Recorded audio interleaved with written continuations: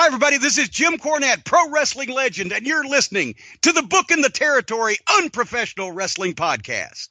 This is the artist formerly known as Daryl Van Horn, James Mitchell, the Sinister Minister, and I'm here to let you know I would rather slam my cock in a car door than to miss the dulcet tones of Hard Body Harper, my illegitimate son, on Booking the Territory podcast.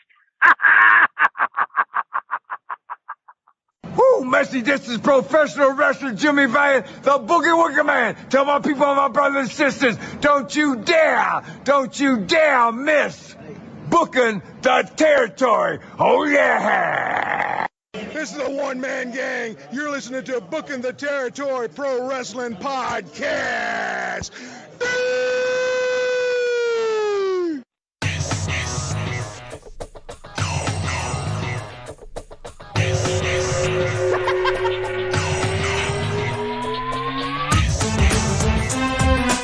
Welcome back, everyone, to this week's episode of Booking the Territory, the Unprofessional Wrestling Podcast, where today we are covering WCW Saturday Night on TBS from April the 11th, 1992. If you are listening on YouTube, hit the subscribe, or as Harper says, subscribe button, and like the episode as well. I'm sitting here with Doc, not Hard Body Harper. We're shuffling some things around, scheduling. You know, it's kind of been the way we do things lately. Doc, let me welcome you in. Harper's not going to be here this week, but there is a valid reason and whatnot. So how are you this morning? His mom sent in an excuse, so he has an excused absence. We got the note from Mama Harper. Yeah. Well, I'm still thinking Christopher's about not going to be there today. He had a boo-boo. He skinned up his knee. He's got the sniffles. He got the sniffles because he stuck his nose up some suspect broad's booty hole. Okay, I just lost the one new listener that dialed in this week. Well, and I'm still thinking about last week when he said Greg Valentine. That's a wonderful gift that keeps giving. We didn't even stop him. We just let him keep going. No, I don't want to make him feel bad. So I'm doing good. I'm not as giddy as I was last week, and the reason for that is, in the listeners' time, the Cowboys are 2-0, but in real time, it's only 3 days after the last show. So I'm more serious because we have processed that win, the first of many. But now we're getting into the weekend and it's game day time. And so being very serious and studious about what the job that lies ahead, we're going to have our home opener and do the work that we need to do to get that W. You know what I mean? I don't even know why you're talking about this. It's going to be, by the time this airs, I'm just explaining why I didn't come on laughing and giggling and like the Cowboys are 17-0, Super Bowl suck it. Oh, you can still do that. It's still true. I just, I mean, the other thing is, I didn't say it was true. I said you could still do that. There's two different things. Yeah. Well, you and I are both still kind of waking up because if we're being honest, it's 7:00 in the morning, and while I'm okay. You, sir, were up late kicking it last night, were you not? I don't know about kicking it, but high school football does keep you up late sometimes. So you were at a high school football game last night. Yeah, on the other side of the fucking state. But, and Texas is a pretty big state. That is true that, you get into some of these, well, it's only 6 cities over, but that takes an hour to drive kind of thing, Oh my God. The drive going there is ridiculous because you're fighting traffic. Right. That was the... Oof. We've said this before. The area that we live in, the DFW Metroplex, is geographically the size of the state of Connecticut. And then you put 6-7 million people, whatever it is, in here, 4, 5, 6 million people. I think it's over 8 now. Oh shit! I think. No wonder there's so much trouble. So you had to drive like what, 50 miles, maybe 45. That's about right. It's close to 50. Yeah, it was right at in 50. Rush hour traffic. Pretty much. Yeah. I mean, we left early. My wife had a doctor's appointment on the way. As crazy as that sounds. So I had to go into Dallas for that. And, doctors don't have respect for anyone's time these days because, that's just how it works. But even leaving out, that was even worse, trying to get from like downtown Dallas. Oh yeah, you might as well got it. You should have just parked your car and walked. I kept thinking at that moment, let's tie this into wrestling. Basically, when we left doctor's office to get to the game, it was about 2 hours for kickoff, and we made it there with 15 minutes to spare. And I'm thinking the whole time, boy, Brody's just bludgeoning me right now. I'm just juiced open. Abdullah just forked me. I mean, it was every Kamala just splashed me.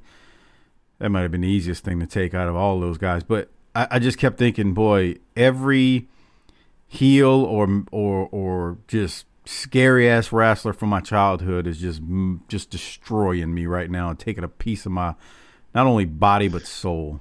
So let me ask you this. On that drive. You grew up and went to school in Louisiana, and let's be clear, football is a big, big thing down there too. But everybody talks about, there's a movie, there's a book, Friday Night Lights, Texas high school football. What is your impression of high school football in Texas? Is it what everybody says it is? Well, there's two things. One, so if you actually live in the city of New Orleans, like a lot of teams share stadiums. Right. So like Tad Gormley, which may be, people may be familiar with from the Olympic trials in I think 92. That is like a stadium that it's in City Park in New Orleans, and a lot of the high schools just share that stadium. So a lot of the actual cities a lot of the schools in the city of New Orleans don't actually have their own stadium. That's one big difference. Now, when you get into the outlying, rural areas, those schools will have their own stadiums. Now, what I'd love to know, and this is what I don't know because it's been 30 plus years now, I'd love to know and do some research at some point when I have time, which would never. Like, what have they done with those areas and those stadiums? Because here's the thing about Texas.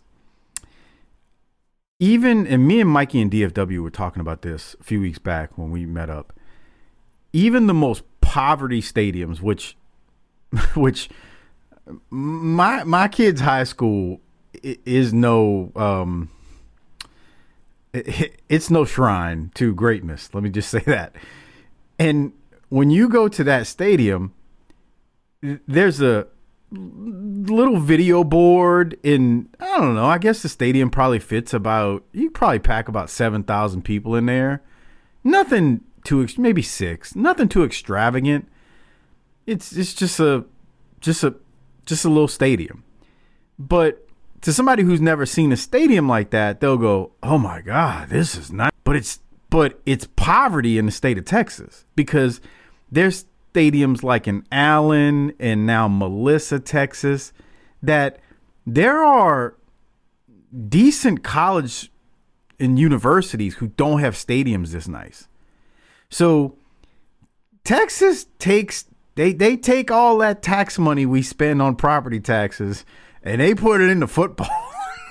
I'm joking, but I'm not joking. You're not joking, because then you got teachers at that same school that are on Amazon asking people to donate supplies for them to That's teach. A problem, yes.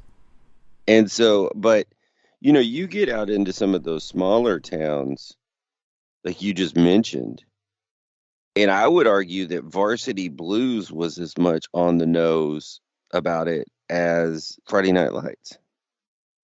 Yeah, I obviously they exaggerated some things, but I do believe that in those smaller towns, you just see some insane things where they think, they almost treat them like they're pros, and that's kind of sad when you think about it. Yeah. But, so I just wanted to get your take on it because people hear stories about what happens in Texas, and is it really bigger or is it just marketing? And I haven't been to a high school football game in over 30 years. I mean, you'd enjoy it because you're like me when it comes to football. I mean, you like the NFL more than college. I like college more than the NFL, but you would enjoy it because I think you would be amazed at how much it's changed too. Because one of the things that I noticed when I started going was, oh my God, like these spread offenses are just insane now. You're not watching just slam it up the middle, triple option type stuff anymore. At least that's how it was in Louisiana in the 90s. You had some QB. I mean, I graduated the same year as Peyton Manning in New Orleans. So, I mean, you obviously had some QBs that could throw it around the yard like him, but that was not uncommon. He was the anomaly. Most schools, they lined up in that wing tee or triple option, and they hammered it down your throat. So now, like last night, nobody's taking a snap under center. They're in gun, running spread, going quick. It is a different animal now. So you would like it from that point of view. Okay, maybe I'll go with you sometime. You should. I should. I should. Well, I was at a soccer game I was at a soccer game last night where we won. I believe it. 14-1, but nice. But I was home by 8:00 and got to watch the football game. So I don't know about this multi-hour commitment that you're talking about with high school football. Because here's the other thing: if you don't have kids, or if you don't remember this when you were a kid, after you make that 45-mile slog, you got to slog back to the school. That's why we didn't get home till the wee hours of the morning. Then you got to get your kid if they're not old enough to drive. That's the process. That's because you park and you wait for the bus to get there, and then the bus gets there, and then it takes forever for them to unlood.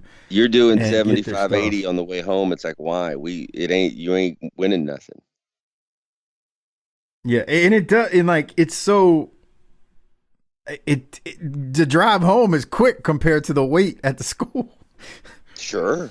Oh yeah. Well, thanks for telling us what's going on out there in the high school scene. That's our Texas high school football report. I wanted to bring up something else real quick today. Wrestling wise, come on, let's hear it. Yeah, this is a little bit wrestling wise. We need to throw out some T's and P's. Oh geez, Mike. What did I miss? Well, I'm not being prepared for something that's about to happen. No. You'll. This will be easy for you. You'll fit right in. Oh God. So this week was the week that in real life, the UFC WWE merger became official. Yeah. And so yesterday on whatever that new app is called that people send messages on, it became Elon's playground, I guess. It became known that Nick Khan sent out a message for today, September 15th, asking all WWE personnel to work from home so that they could start the process of conducting their layoffs with privacy. I did see that. I saw it when I was scrolling at the game. App though. I saw it. I was just on the web browser. I was looking up something else and I was searching something, and I thought that was like fake news or like just some dirt sheet nonsense. So that's real. Yeah. Okay. So interesting. So the thing, but they've been expecting that. They've been told that there would be layoffs. There's been like I listen to Pollock.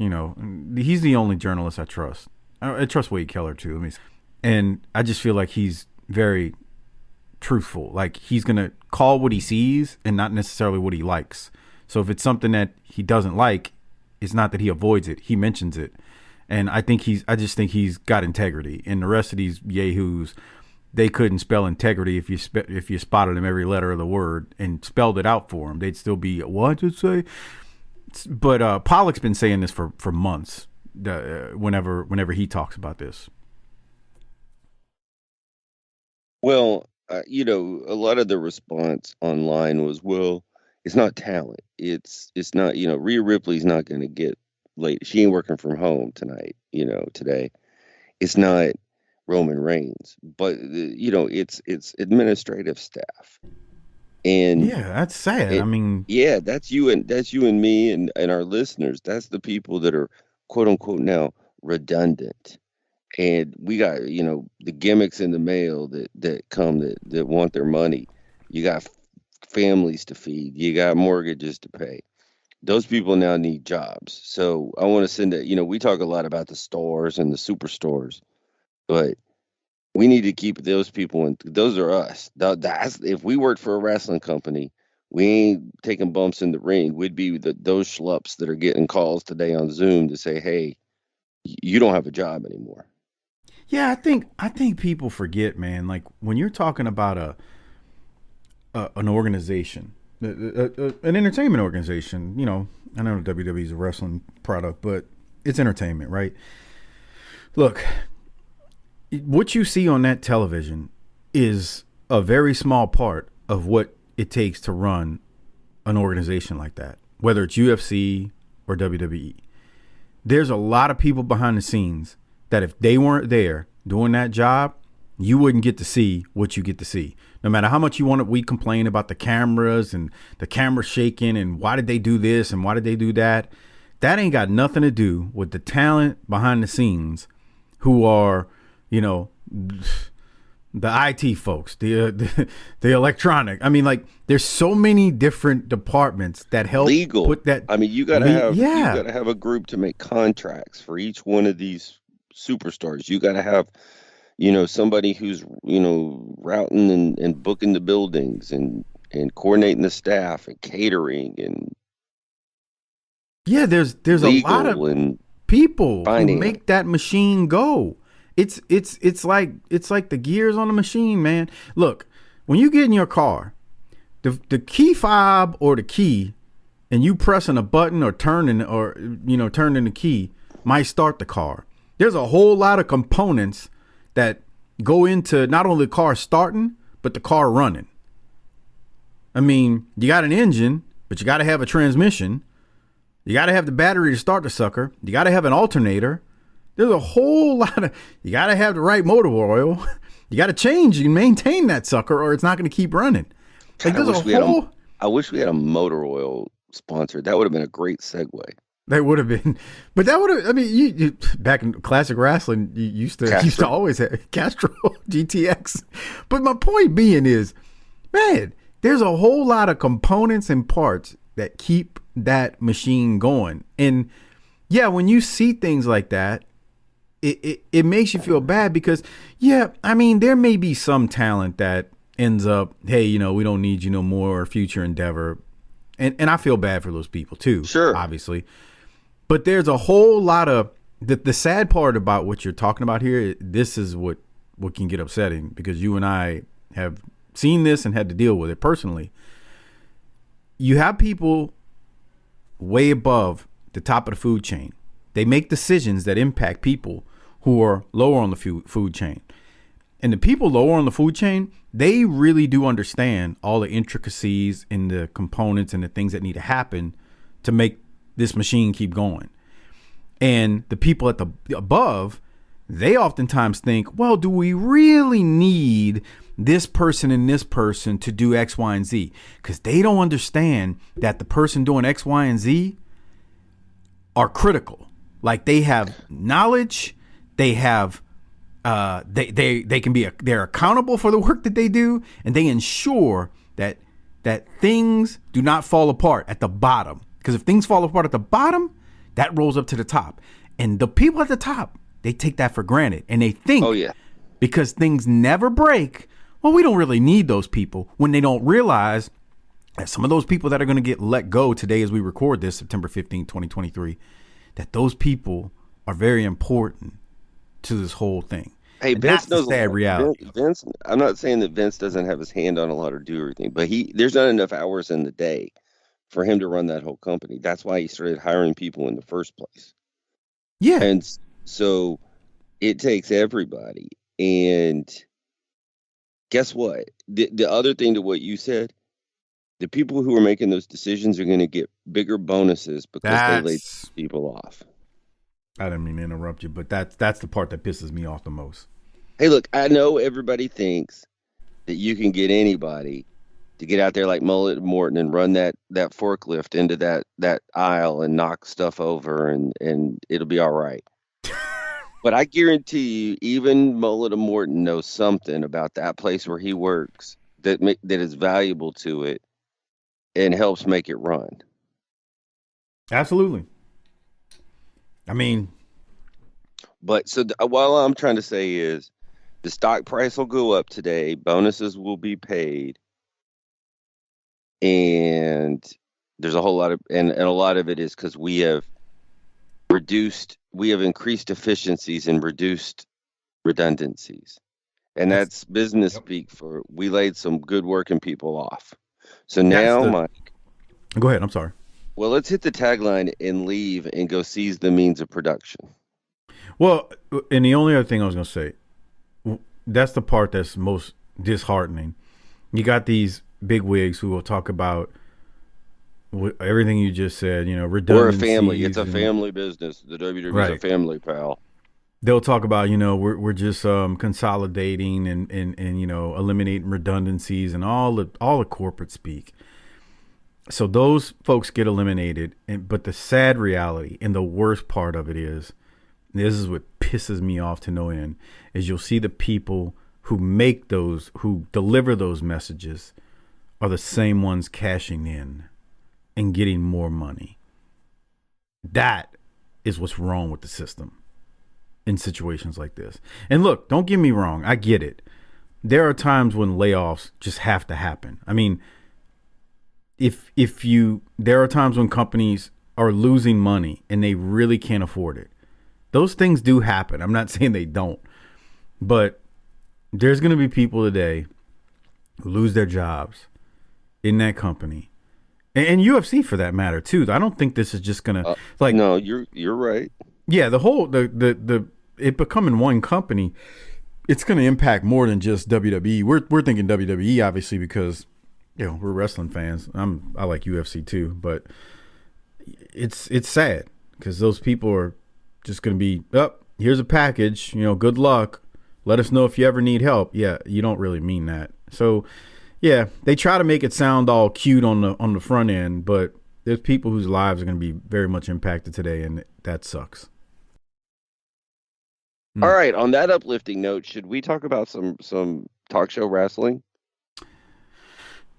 All right, we do need to talk about some wrestling, some modern past wrestling. Before we do so, I want to quick mention, big shout out to Disrespectfully Classy, Marky Blassie, Mike Childry, Joe Ice, good old Justin. Thank you for your generous support on Patreon each and every month and being the sponsors of this show. No new patrons this week, and remember, it's because you said recording this 3 days. It's really only 2.5 days after we recorded April 4th of 1992. So we are condensing things schedule-wise and moving things around. So, no new patrons this week, but big shout-out to our Classy, Blassie, Childry, Ice, we told and Justin. Harper after the show, we were like, so we're going to record that. And he's like, thank God, this shit sucks.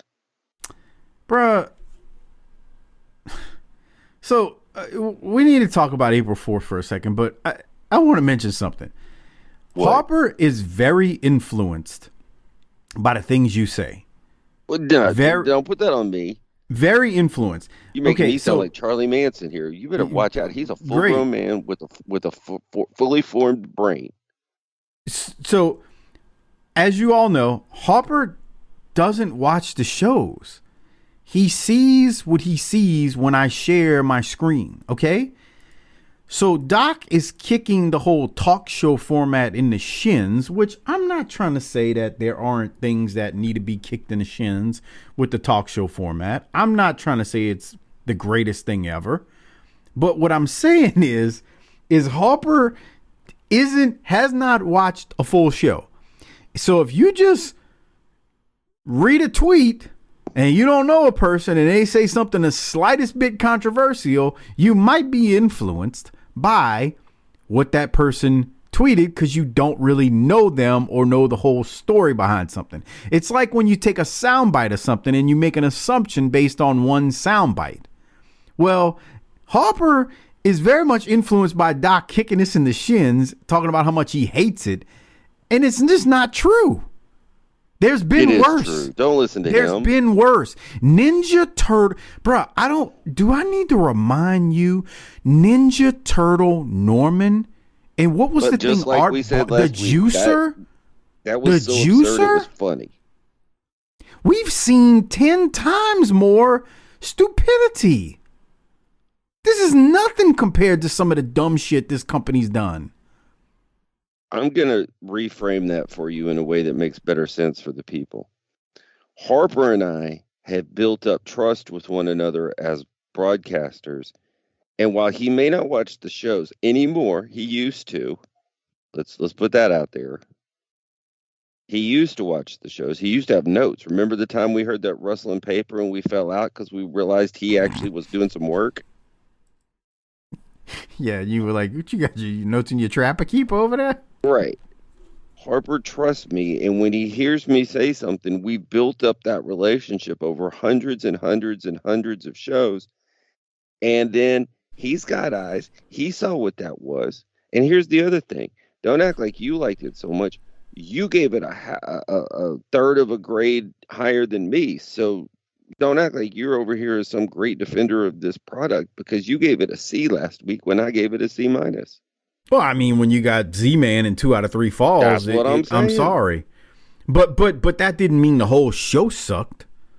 So and Harper was acting like this is the perfect example of prisoner of the moment. Harper was acting like it was the sky was falling. This is stupid. It's talk show. Harper. I mean, he's just going on. No, it wasn't that bad, bro. We saw the juicer come out with Silly String. Okay, so here's the thing. And kids. Here's what we're gonna do. We saw Ninja Turtle Norman. Okay, here's what we're going to do. Acting like he was special. Okay, I got you. Now, here's what we're going to do. I need you today to absolutely go out there and find out when they go away from this format and tell me.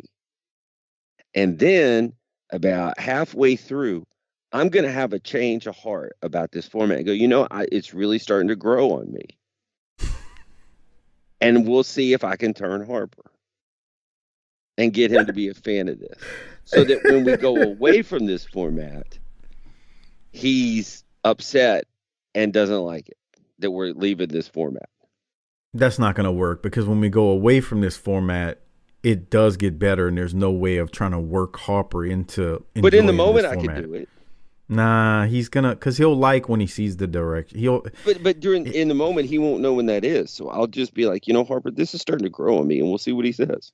I guarantee you, he'll be like, yeah, it's not that bad. That's what he's gonna do. All right, let's see if it happens. And it'll give us something as a podcast community, as the Army, all of us together to look forward to and see what happens. It won't be next week because that's too soon. You can't pull the trigger on these things that quick. But at some point in the midpoint of this, I'm going to start having a change of heart about this format, and we'll see if we can get Harper, if I can get Harper to come along for the ride. And I'm not saying that the greater point of this that needs to be made is he's not watching the shows. So he's only seeing snippets and being very much influenced by the discussions we're having. And when you are burying something that he hasn't seen, it happens all the time with our friends. Like if a friend of yours buries a television show, you're not going to go into that television show with an open mind. You're going to be like, well, such and such said it wasn't good. You'll turn it on. It's going to take a lot for you to then watch it and then be like, wait, this wasn't that bad. What was like, and so that's not happening here. He's listening to you kick it in the shins. He's not going back and watching it in its totality to see if it was really worth something. So he's heavily influenced by you saying, fuck this. Yeah, you need to back off of me for a second, though. It's not, you're acting like this is all my fault. This is the promotion's fault. So you need to take a breath, Calm down and take a step back. I didn't do this. Let's calm down and take a step back. And I would have never done this because this is awful. Let me get the video version going. Yeah, we're gonna jump into it now after a half an hour of whatever we were just talking about, and we'll get into WCW Saturday Night on TBS from April the 11th of 1992, second week of the talk show format. So the introduction is Tony Schiavone. He's narrating over several replays of this. Okay. Can I say what this is first? I wasn't here for that Sting but that shit was hot, dude. Yeah, it was, and then they pivoted away from it right away. That's right. That was my question. It's like, dude, I want to see these two tear each other up. Like, let's look at that. Let them get after it. Yeah, I do like this. Away. Yeah, you like Sting getting So anyway, Schiavone is narrating over several replays of the Super Brawl 2 press conference when Rude and Sting went at it, Vader's attack on Sting, and then Steamboat hanging Rude, and the Dangerous Alliance attacking Steamboat on the floor, ramming his head into the concrete on WCW Worldwide. We then, remember, it is the talk show format. I'm going to pause it here because I know that's what you want.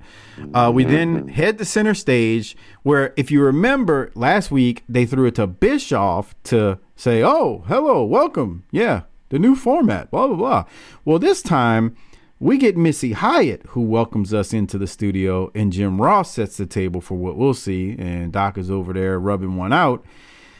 And then Jim Ross tells us, he welcomes us in and says, K. Allen Fry, I would like to welcome him into the studio. He is going to be my co-host this week. And my comment at that point was, Lord help us, because he does have the personality of paint drying. Jim Ross says, let's hear it for the new boss. Ooh. Doc, your thoughts? Okay. I don't like the rotating people at the beginning. And would you know why? Well, it sucks, and not everybody can do that job. For one. Well, that's a very, very good point. It wasn't the one I was going to make, but it's also true. It's also that becomes something you got to feed, just like having guests on a podcast. You got to have that's a full-time job to keep sourcing the right people. You know, it's not sustainable over a long term. I don't want to say it's not sustainable. It's very hard to do. Well, here's the thing. In week 2, we went from Jesse Ventura, who's amazing, to K. Allen Fry, who is not. Yeah. And I'm starting to wonder if that guy gets a huge pass in things just by not being Jim Herd. He seems as incompetent as Herd. He's just in a nicer package. The story about how he got this job is phenomenal. And I don't remember all the specifics, but he basically was like, oh, y'all need somebody to take over the wrestling part? I'm a wrestling fan. I'll do it. And here's the thing. He's not as incompetent as Herd. I don't want to kick this guy in the shins at all, because, he's just not. But he's not co-host material. No.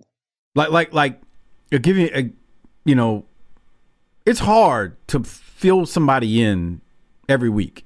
Like when you had to step away with, your health issue and stuff like that, Crockett comes in, but Crockett is an experienced podcaster, and I like having Crockett on. But I just can't drop anyone in to me and Harper. It just doesn't work. No. Like there's people that you just can't drop in. It just doesn't work. Everybody is like, I'll be a co-host. It wouldn't be as good as you think. Trust us. Yeah, because chemistry is a thing. It's not always as good as we think. And we've been doing this a while. Yeah, chemistry is a thing. And I think that's what to the point you're making, it's hard to feed it over week. The chemistry is hard. And then not everybody's built, even if you're a good co-host, not everybody's built to do that, or not everybody's got the chemistry to make it cohesive. Like Jim Ross is great, and you listen to it in this episode, you kind of hear the Callan Fry's just not a good co-host, and the chemistry is not there.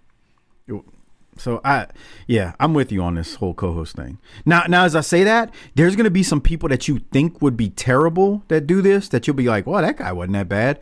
And then there's going to be people that you know going in, this guy's going to suck ass. And he sucks ass. Okay. Yeah, bad. So what you're saying is that this format is not good. I gotcha. No, I didn't say that. Okay. What do you think about Jimmy Garvin right here? I freezed it on a...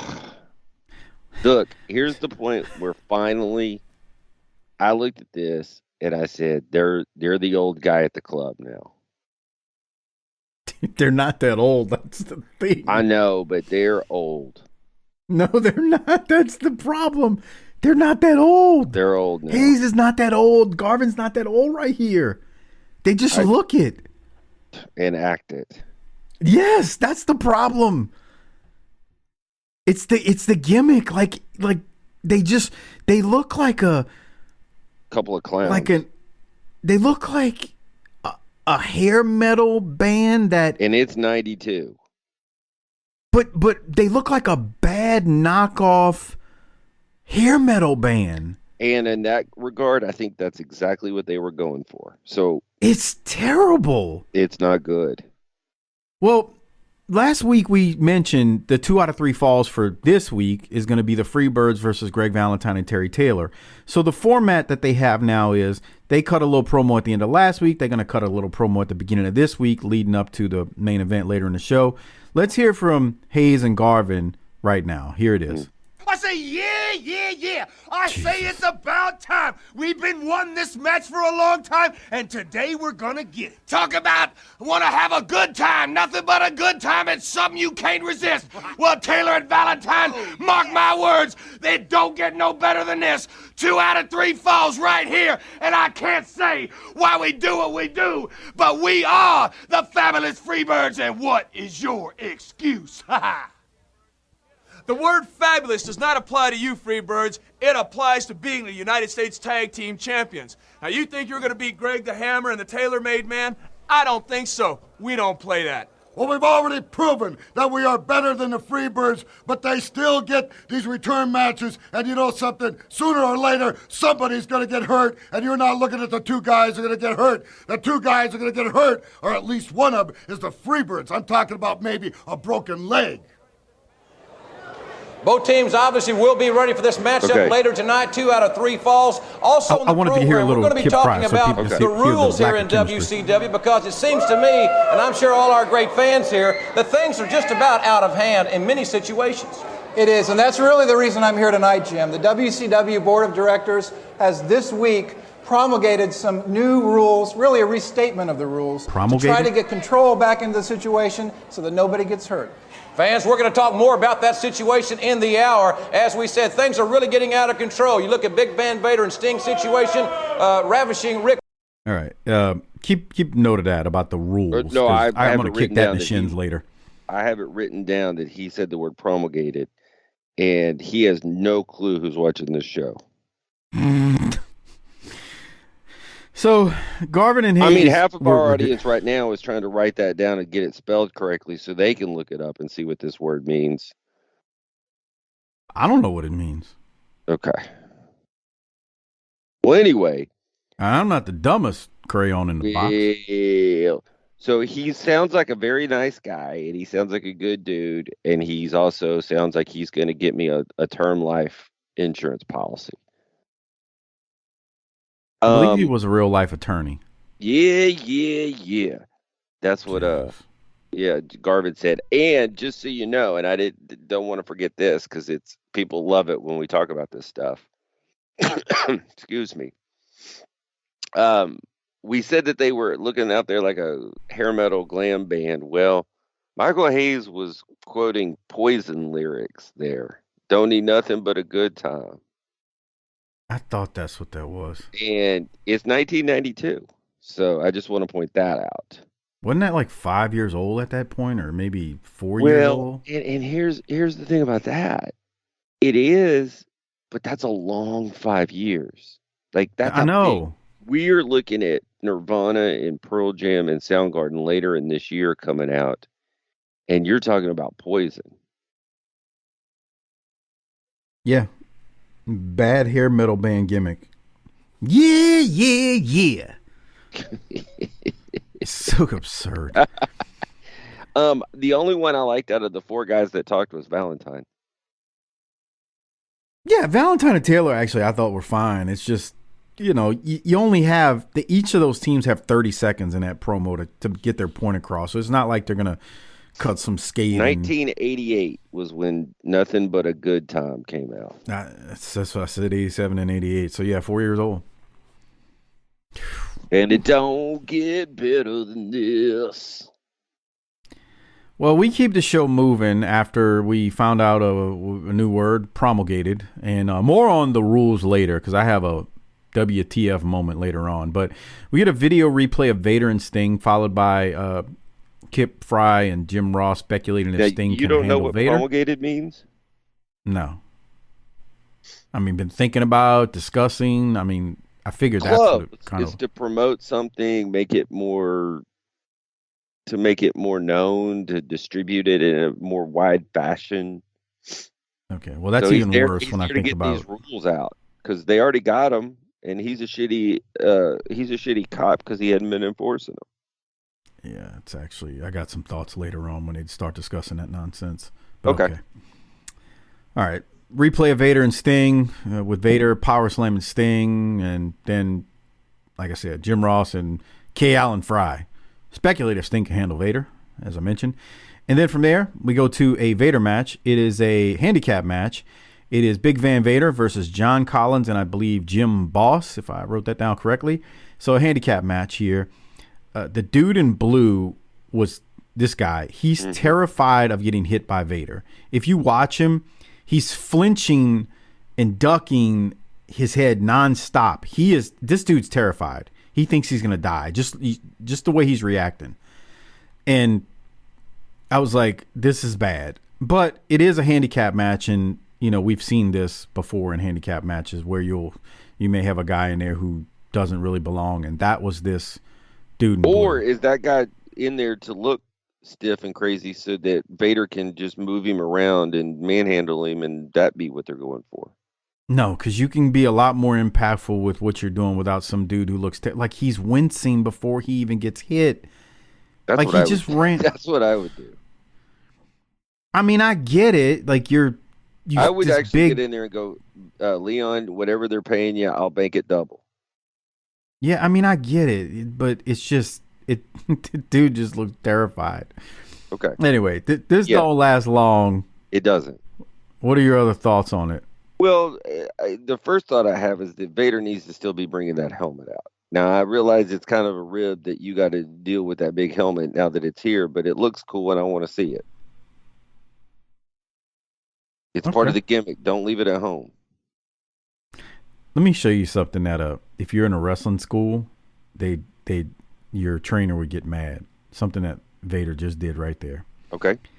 So watching on the video version, which you can watch at tinyurl.com/PatreonBTT. So Vader's got this guy in blue who looks like, well, I won't get sidetracked. Dude, this guy looks like he couldn't, like, Harper's talking about the guy down at the Jiffy Lube. This guy would have a hard time getting that job. He'd have a hard time taking a filter off, even with a filter wrench. But so Vader's they're in the corner, and Vader's about to send him into the other corner. Vader kind of does a no-no here. Whenever you shoot a guy off, whether it's from the ropes to the ropes or corner to corner, you should at least come out, especially in a ring this small, to the middle of the ring and actually make it look like you're sending the guy in, like you're actually pushing him along the way. Vader is very lazy here, and I don't mean to criticize the dead, but I got coached on this one time when I was in wrestling. Rod jumped down my shit for this. Brother, come here. What's this limp dick Irish whip you just did? And I was like, what? And then he showed me, and I was like, oh, okay. Yeah, if you ain't going to get into it, why the fuck would I be running all the way across the ring, brother? Vader he barely takes a step out of the corner as he's sending this guy into the corner. And the guy basically just takes off running. It doesn't look like Vader's the one who actually sends him into the corner. Like, watch. You see how lazy it was? Oh, my God. So And I only mention it because I was told this in school one point. It's like, what are you doing? You got to actually make it look like you are sending the guy into the corner. Even though he is running, you can't just stop and what a little lazy move. So anyway, I just had to point that out. That was good. That's the kind of analysis we actually pay you for and don't get enough of. So thank you for using your prior experience to enlighten all of us on what's going on here. Well, I got ripped one time for that, so well, it was pretty bad. And here's the thing: it really does undercut what Vader's trying to do, which is be stiff and be a monster out there. Yeah, and I don't, it might have just been one of those things where, it happened, man. That's why I don't like to be critical of these guys. I mean, you have moments like that happen, bro. Let me do it. It is what it is. That sucked. Do better, Vader. Vader wins with a power bomb on the guy in the yellow, and he pins both of them at the same time. Any thoughts, Doc, on what we saw here? Well, I mean, he needs to be stiff, so we're making him a monster. Be a monster. Do monster shit. From there, we go to Jim Ross, who throws to a replay of Ricky Steamboat and Rick Rude from Super Brawl, and when Steamboat choked Rude, and when the Dangerous Alliance attacked Steamboat. So all that is kind of like combined into one. Lots of replays. Who's the ninja? We also see the ninja again. Thank God, Harper. Is this the or a ninja? God, these recaps are going to really get on my nerves. There's a lot of recaps in this, man. A lot of recaps. I mean, this is all stuff we've seen a few times. Well, if I had time or cared, I would have put together the entire amount of time K. Allen Fry spoke, kind of like they do in like NFL, like it's 11 minutes of just whistle to whistle action, because he's talking too much out there. I don't know. I didn't get that impression, but okay. He's the co-host. That's the that goes back to what we talked about. He's the co-host. He's there to add some insight, so he's trying to add insight. Stop talking. Okay. Well, hey, he's successful.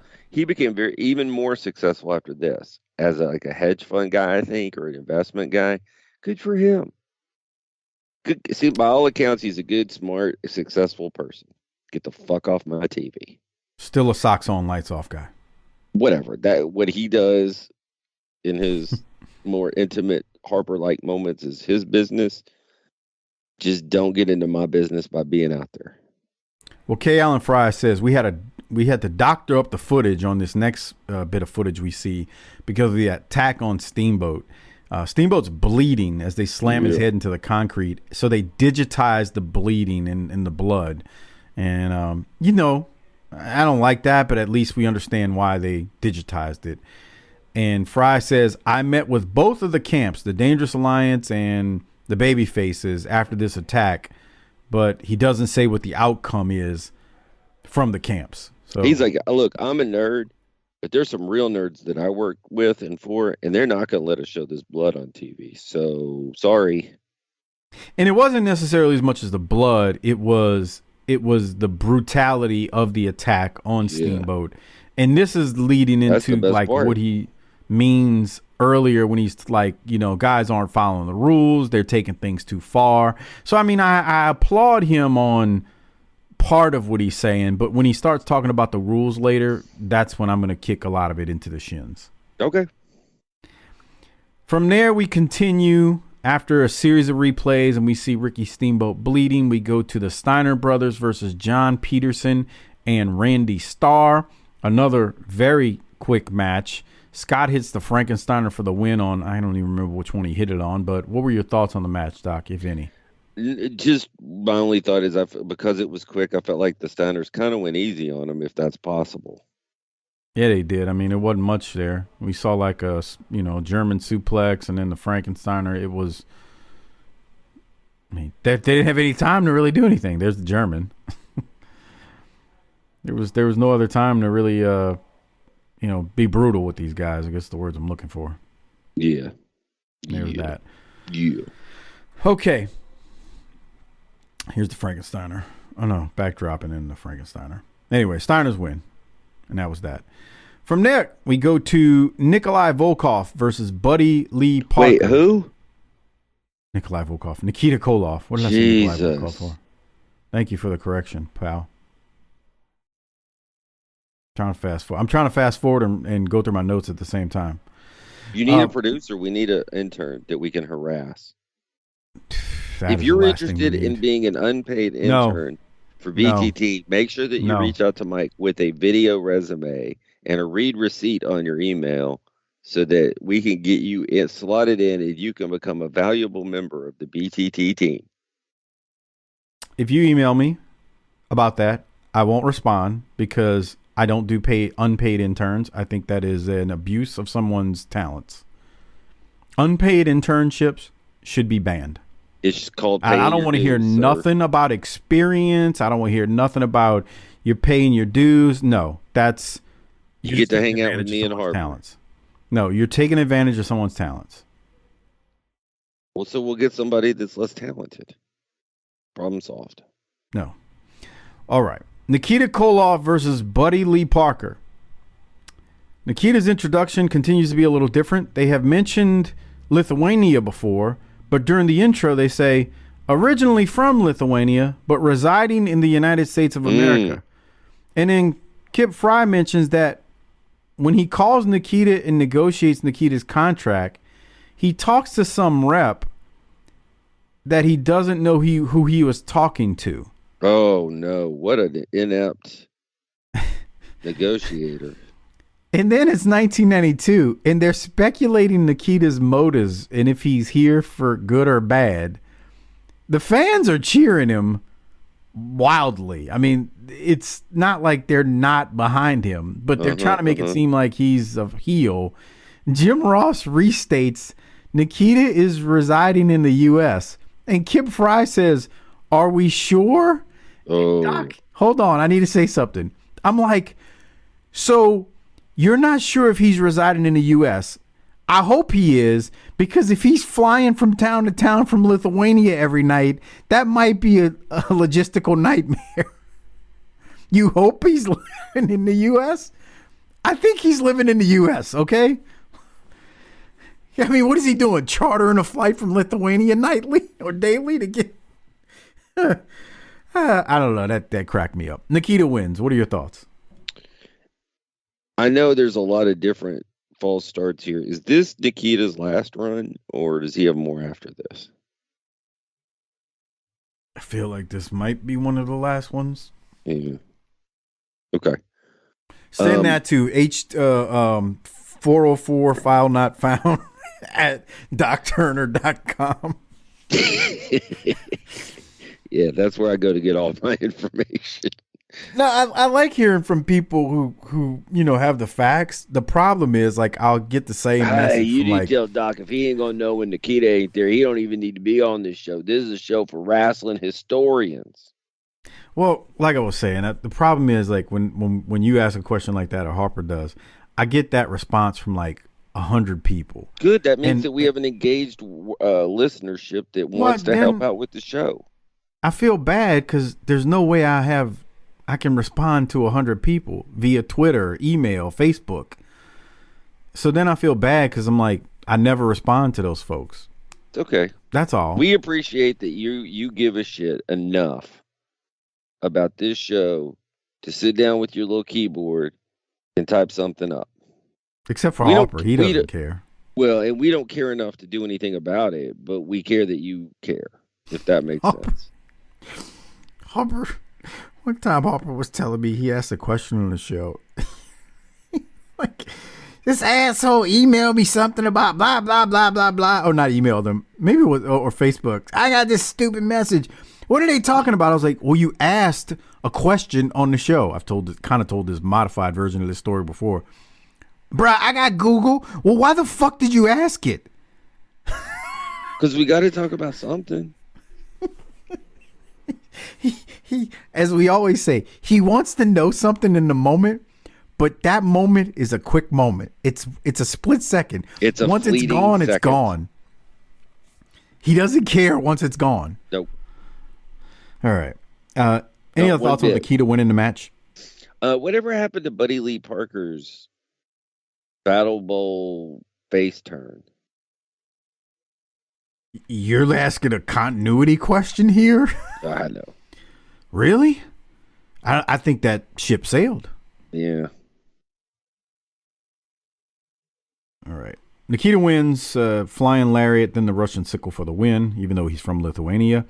And then we go to a promo from Nikita. He is with Eric Bischoff. They're in an empty center stage, I believe.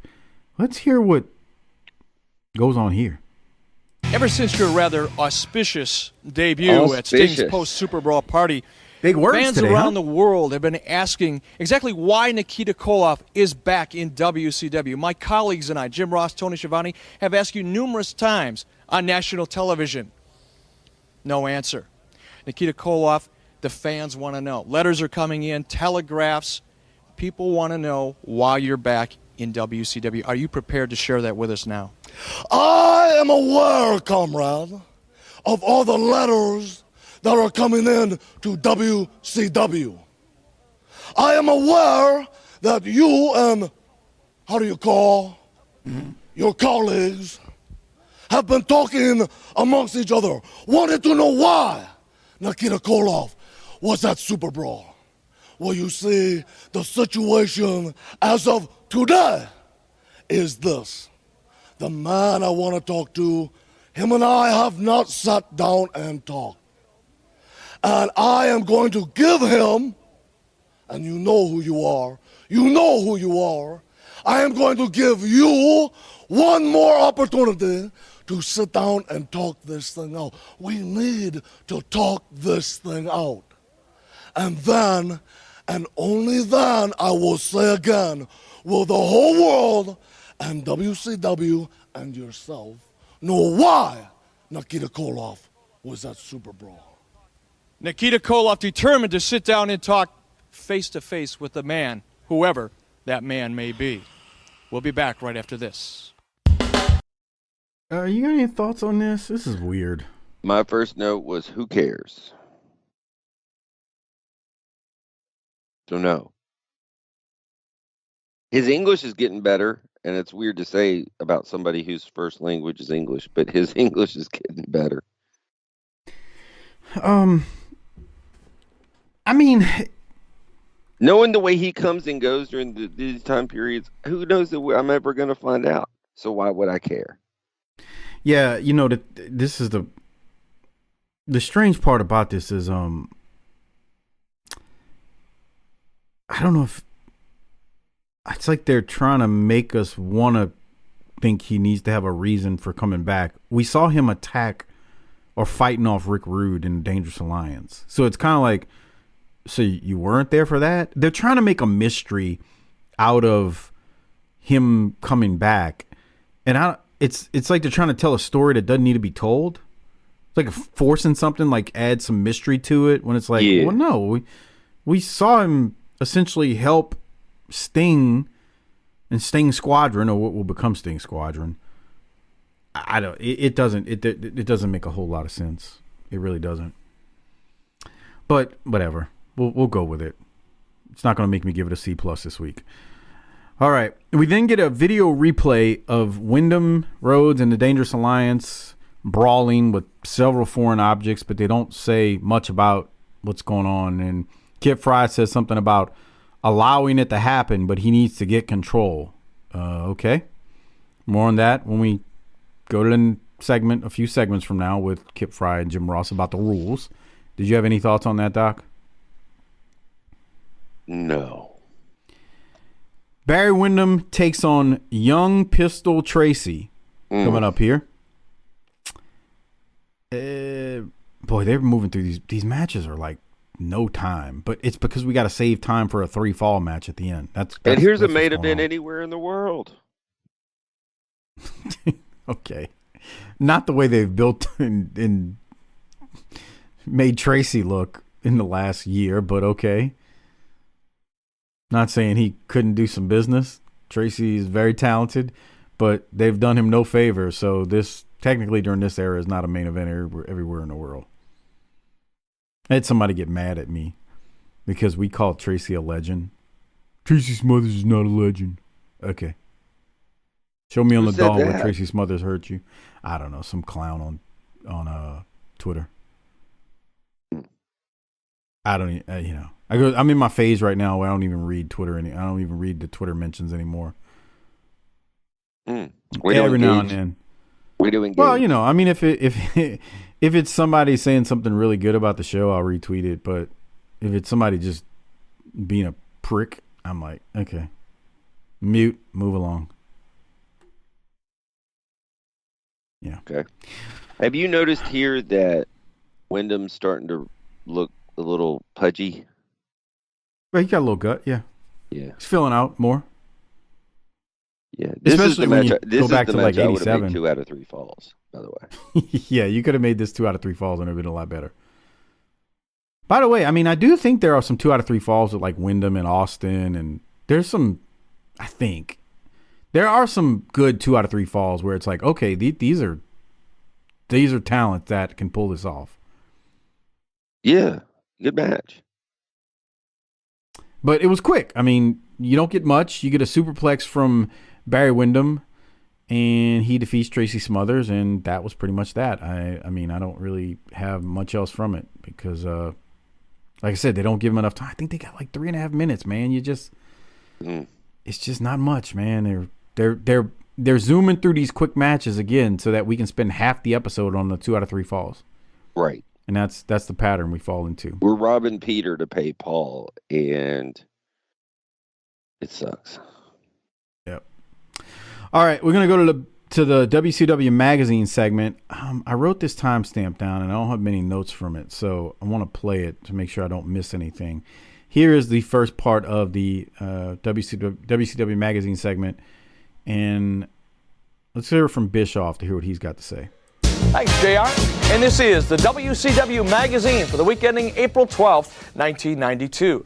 Well, the new edition of WCW magazine hits newsstands nationwide this week. On the front and back covers, you'll find the teams signed to meet in War Games. Now, War Games is a part of the Russell War 92 pay-per-view exclusive coming your way May 17th. Sting Squadron, a rock-solid combination of Dustin Rhodes, Barry Windham, and Ricky the Dragon Steamboat, will be joined by an athlete best described at this point as a wild card. We're talking about Nikita Koloff. Now, if Koloff can be trusted, it could be the nail in the coffin of the Dangerous Alliance, represented by Arn Anderson, beautiful Bobby Eaton, Larry Zbyszko, and stunning Steve Austin, along with ravishing Rick Rude. We heard from Nikita Koloff earlier on in the hour. Let's get these comments from the CEO of the Dangerous Alliance. You see, Sting, I know what's going through your mind. Is Nikita on my side, or is he on theirs? Is he an ally, or is he part of the Dangerous Alliance? He could be to your benefit, Sting, but he could also be to ours. And while you're thinking, while you're wondering, while the mystery perplexes you, we're preparing for the most brutal event in the history of World Championship Wrestling. You're wondering while we're preparing for the War Games. Is Nikita Koloff just another Paul E. Dangerously pawn? Or will Nikita Koloff help provide Sting and his team with the arsenal that will reduce the Dangerous Alliance to rubble? Well, as we heard earlier, Koloff isn't ready to make his intentions clear. But one thing is clear: War Games is the most dangerous situation any athlete in WCW can find themselves in. 2 rings, completely enclosed by a steel cage, one way in, and survival is the only way out. As we reported So they're trying to make this a mystery, like Nikita's gonna maybe be a member of the Dangerous Alliance. Maybe it's because I know what happens. I just never really buy this. Again, he fought the Dangerous Alliance when he helped Sting at the Brawl. So that part doesn't make sense. Now, to be fair, only 44,000 people rented that pay-per-view and saw it. So okay. But they didn't show it at the pay-per-view. They showed it on the footage after the pay-per-view. Yeah, the Brawl. So it was on Saturday night after. Now, again, I'm being picky here because this War Games is especially incredible, which you and I need to have a discussion because we're going to have to – I got stuff going on with my wife's health. So we're gonna need to like schedule that and record it out of probably.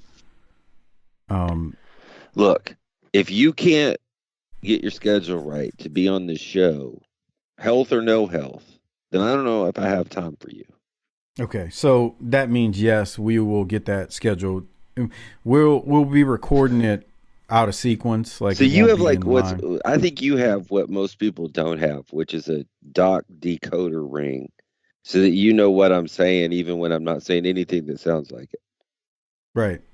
So that means we will be recording this soon.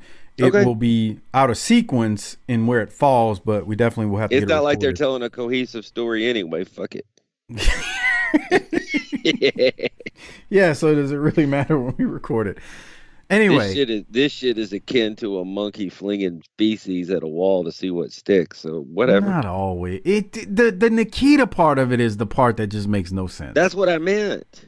Yeah, it's just like, what are we doing? Okay. They're trying to. I get it. You know, it's wrestling. They're trying to kind of leave some mystery to it. Well, Sting side with the Dangerous Alliance. Well, he was whipping Bobby Eaton and Rude's ass at the fucking brawl. Like, it wasn't like he was a bystander watching it. Anyway, let's continue.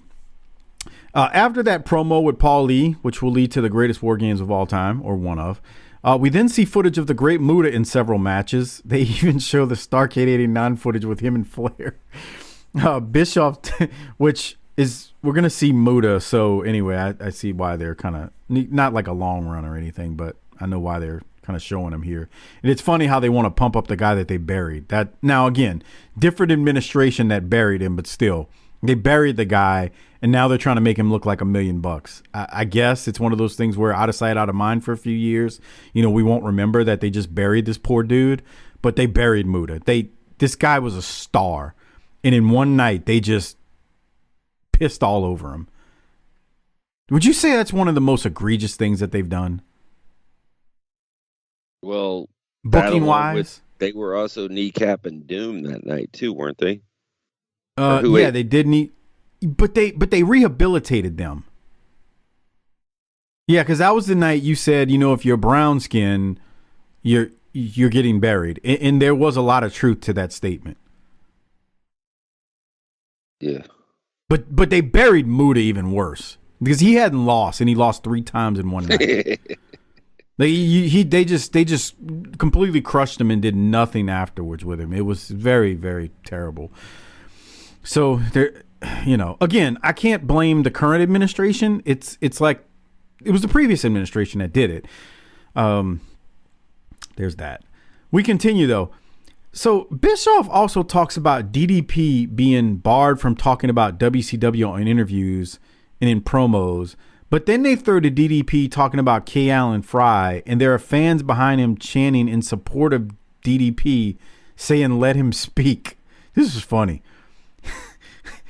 Any thoughts on this whole? I don't know. I haven't read the dirt sheets from this era. I have no clue what they were attempting to do overall with DDP silencing him. Did you have thoughts about this? Whatever's going on, it's funny, but it doesn't make much sense from a continuity standpoint. All right, we continue then. Lastly, Eric Bischoff asked a fan question to Cactus Jack, and the fans want to know who knocked out his front 2 teeth. Cactus claims Sting knocked out his first tooth, and then he pulled the other one out for symmetry purposes. Any thoughts on Cactus answering that question, Doc? Fan question stuff is stupid. Well, here's the problem. This is a magazine segment inside of a magazine segment. The whole show is now a talk show magazine format with little bits and snippets. So you don't need Bischoff's segment because it's redundant. And it wasn't that good to begin with. Boy, I didn't think about that, but that's a fucking phenomenal point. What does Corny always say? It's a hat on top of a hat. Dude, you nailed it with that. That's so true. Because it's a talk show format. Why do you need a magazine segment in the talk show format? You have plenty of time to communicate what you want to communicate in the talk show format, but you insert a 5-minute segment on a magazine segment into the all right. Moving right along, we go to an interview. Jim Ross, he's going to talk to Kip Fry. They've been talking about this all episode, this whole thing with the rules and the new emphasis on rules. I want you to listen, and I'm not trying to kick Kip Fry in the shins, but there will be some kicking in the shins. Here it is. Welcome back, everyone, to WCW Saturday Night. Jim Ross and K. Allen Fry back with you in a few moments. We'll be speaking here with Ricky the Dragon Steamboat. That interview coming up in just a few moments, but as we've talked about throughout the program, a new emphasis on the existing rules in WCW. I'd like to review some of these rules with you. The automatic disqualifications include deliberately throwing your opponent over the top rope.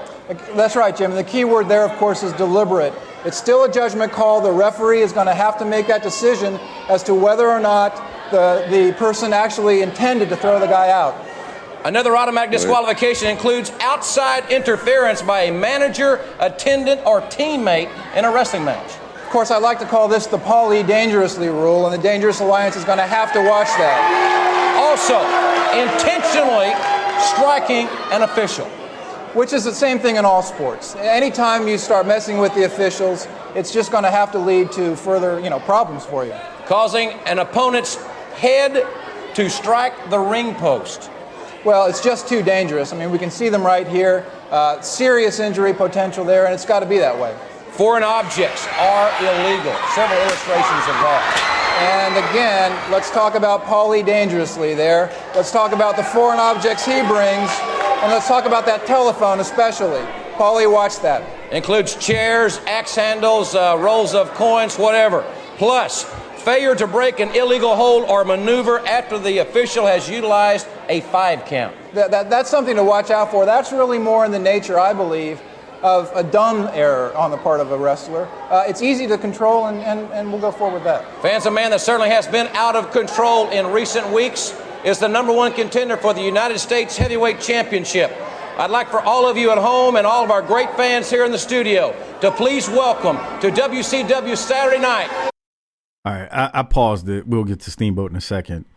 Your thoughts on all of this? I got a paragraph worth of notes here. Let's just take all the heat out of everything. Okay, so you go ahead, hit it. Well, JR was like, hey, we'll have a new emphasis on rules. And then he's like, all right, so Kip Fry, deliberately throwing someone over the top rope. And then Fry says, well, it's still a judgment call. What the fuck's new about that? Right. That's how enforce the rules you have. Fire your refs and get some new ones then. So, okay, outside interference is illegal. Once again, I realize you're saying you're going to emphasize these now, but so there's been no emphasis of it? I'm so confused. Because a lot of what we've been seeing hasn't been happening actually in an actual match. The stuff with Steamboat has been after the fact. So what are we going to enforce here to stop that is the question. Intentionally striking an official. Once again, why does that have to be emphasized? That's common sense. Causing an opponent's head striking the ring post. I mean, I get that one. But how often are we seeing guys on the outside deliberately making a guy's head smack the ring post? Now, they'll send them into a ring post and hit it with their body, but I don't know. It felt weird. Foreign objects are illegal. Chairs, Paulie's phone. Well, in other news, the Sun came up again today. Failure to break an illegal hold. Okay, I get it. He did say emphasis on the rules. I'm sorry. I have been watching this now for... We've been doing this show for 8 years.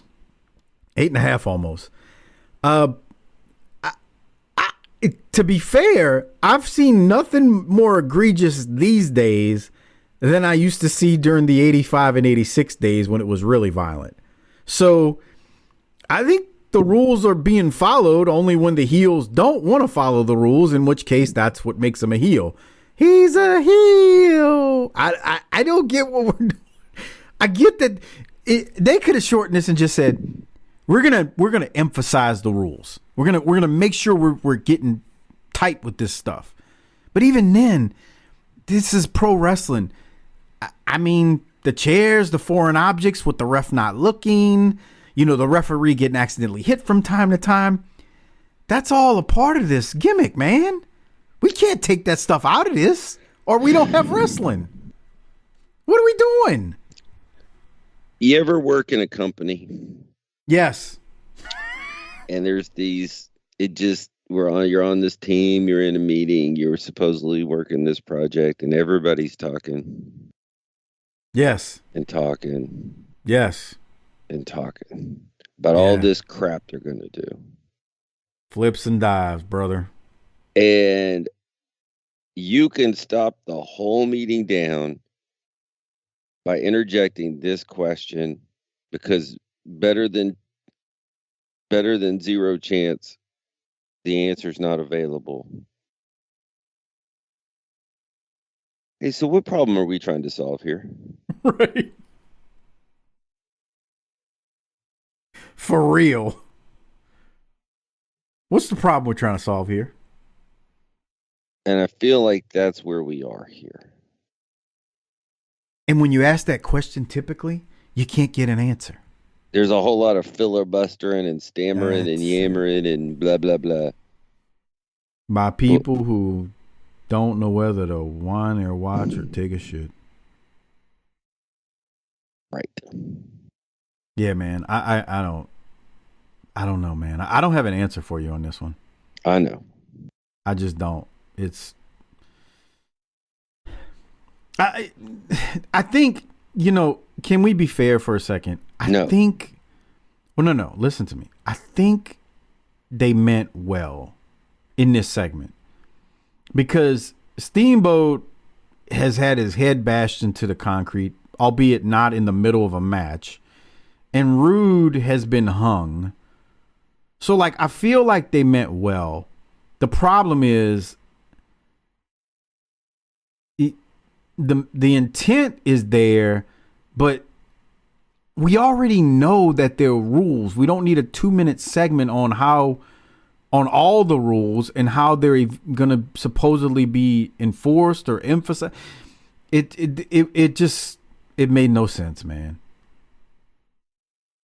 We've been on it for 10 minutes now. So I'm going to tell you this.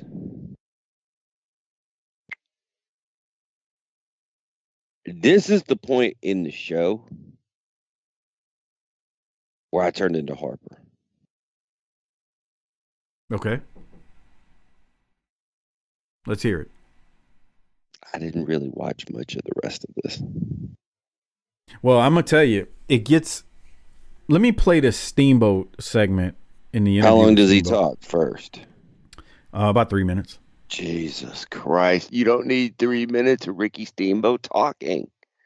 I don't know, man. This is about as serious and as pissed as you'll see Steamboat in a promo. I actually think Ricky Steamboat was really good here. Okay.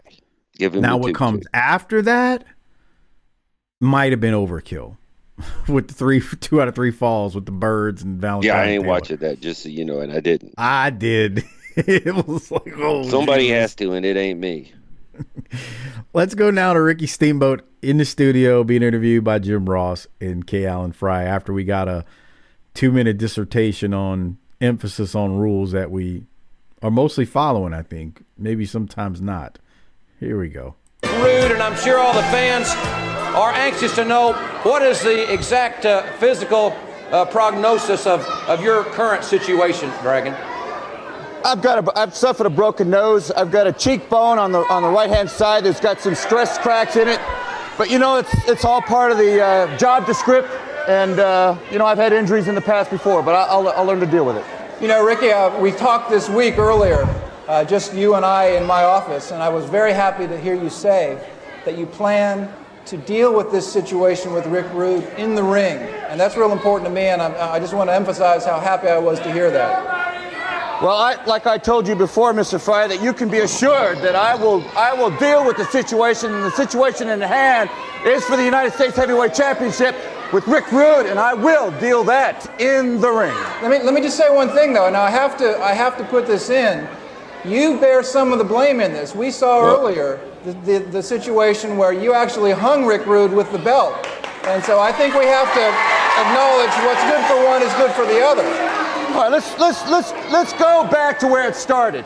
Let's go back to the match that I had with Rick Rude on national television, United States Heavyweight Championship on the line, and all of a sudden the Ninja, which I think was probably dangerously, hit me not once but twice with the telephone. Let's go back to where it started. Let's go on a little bit farther to where it carries on to where I had a match with Bobby Eaton, okay? Rick Rude finds himself coming into the ring. Luckily, the referee snatches the chair out of his hand. He gets my karate belt, puts it around my neck, starts choking me with it, trying to give me the rude awakening. I got out of that situation, and it just so happened that my belt got around his neck, and he got hung. Let's go back to where it started. Who's creating all this? Rick, I hear what you're saying, okay? And Jim, I don't know if you agree with me or not, but I just feel that there are some personal things creeping in here. I really feel like you're starting to take what's going on at home and bringing it into the ring. You said that you feel that what's happening at home, I'm bringing it into the ring. Yes, I do. You still haven't got it, have you? You still haven't got the fact that what has been happening has been going from the ring into my home. That's what's been going on. My little 4-year-old boy, take a look at this mug. Take a look at his daddy every day in and day out. That's what I've got to deal with. It started here, and it's gone into my home. Well, Dragon, you say you want to sell in a ring. The match has been signed. You'll get your opportunity. I'm sure we're all looking forward to, hopefully, you selling this situation in a squared circle. Well, it will happen, and like I assured you the other day when we had that conversation in your office, I will settle this account in the ring. Ladies and gentlemen, our thanks to Ricky the Dragon Steamboat, and we'll be back. See, I thought he was good there. Yeah, but did you hear Cape Allen Fry get a pop or an applause at the expense of his baby face there? Yeah, see, I was torn on that because I think Cape Allen Fry was being truthful. He was being what you and I always do, which is call it down the middle. Like when stuff makes sense, even if it's somebody we don't like, we're like, well, he made a good point.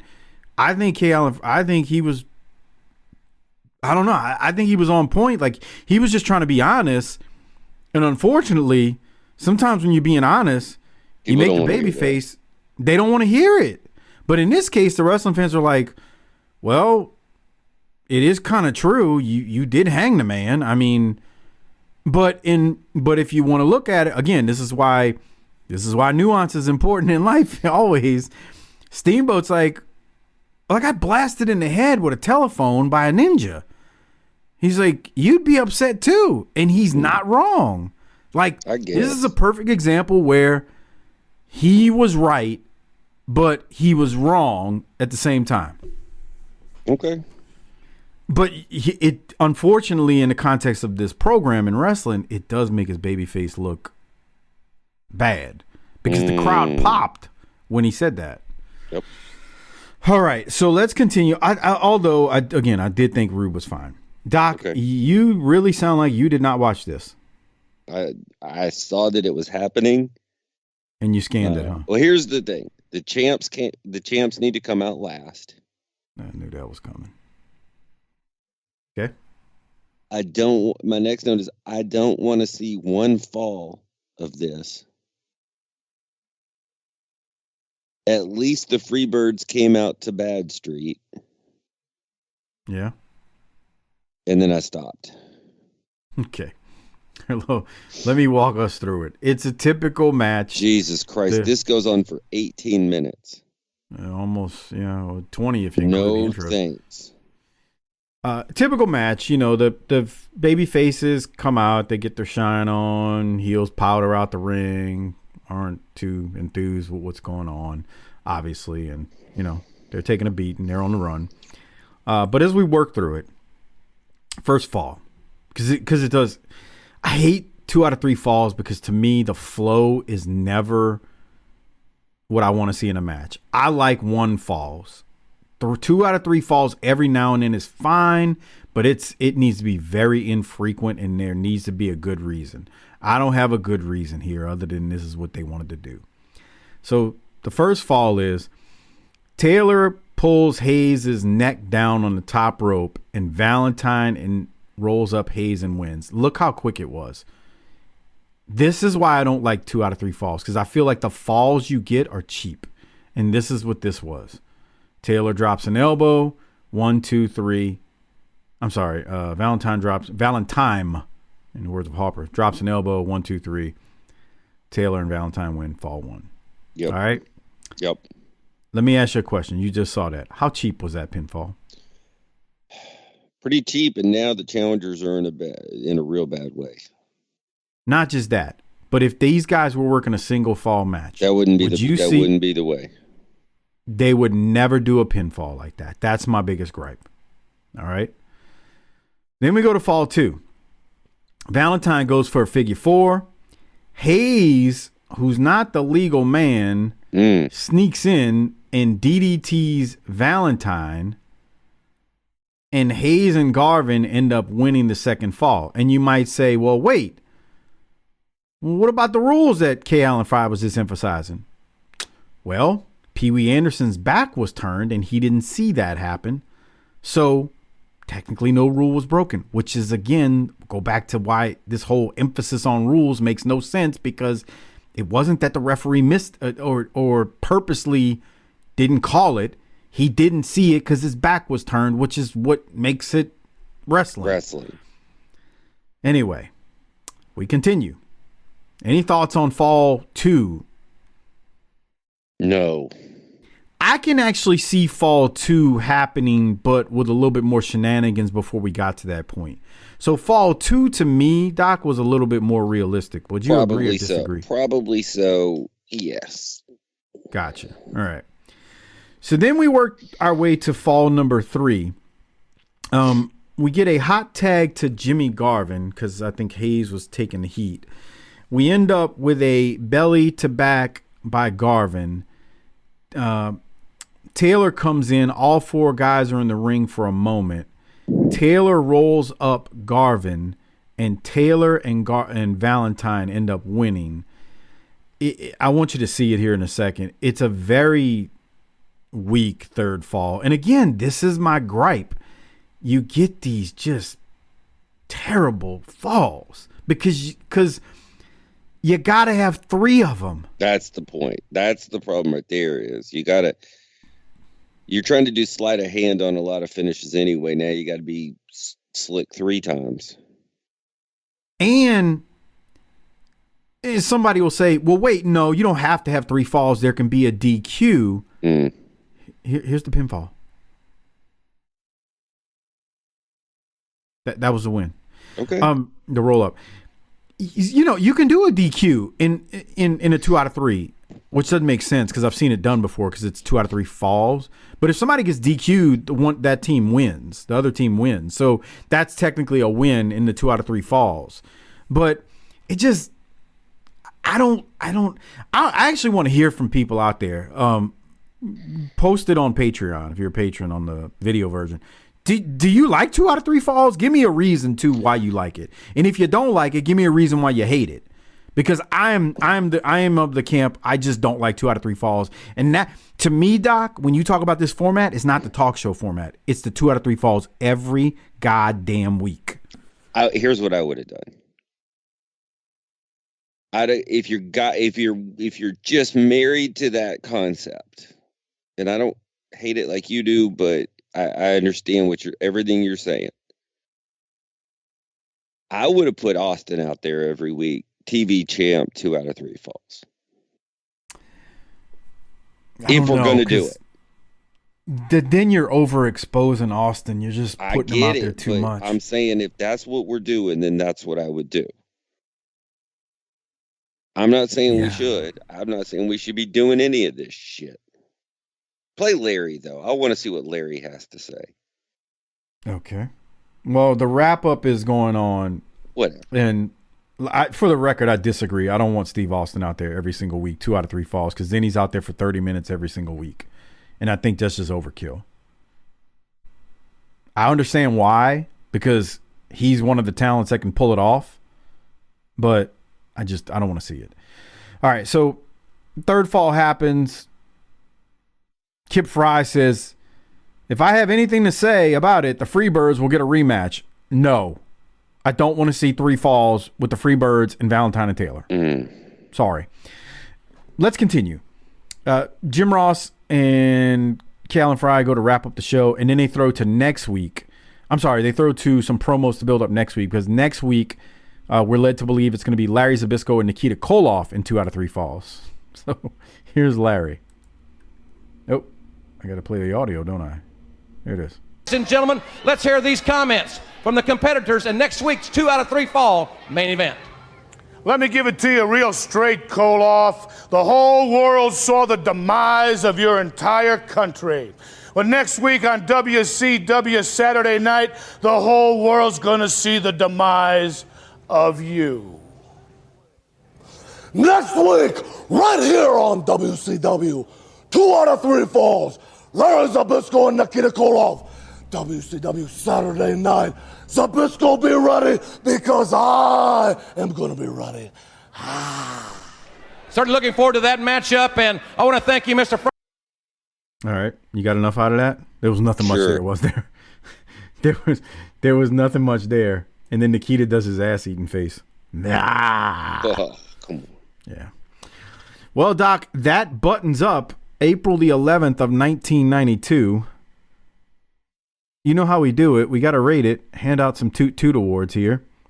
Before we do it, I want to remind you all, become a patron at tinyurl.com/PatreonBTT.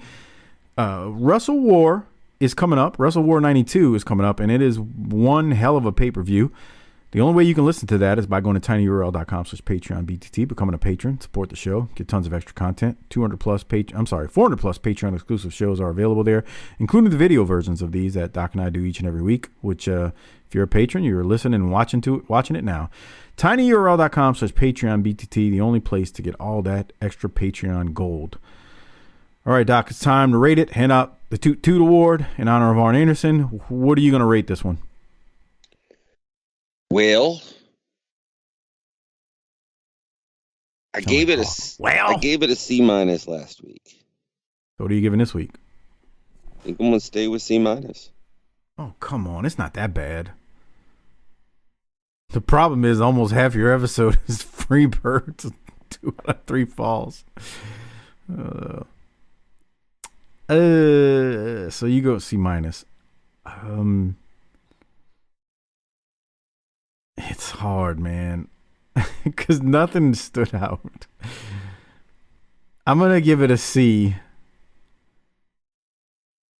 And I'm not giving... Oh, go ahead. You do the Toot Toot first. Okay, I got this. I'm giving mine to JR for having to drag his boss through this shit when his boss isn't any good. That's a very good observation. I'm giving the reverse Toot Toot to Kip Fry for there you go. The rules explanation and reinforcing and emphasis. I'm like, I didn't realize it was this big of a problem. All of these heinous things have happened outside of the context of an actual match. And there's that.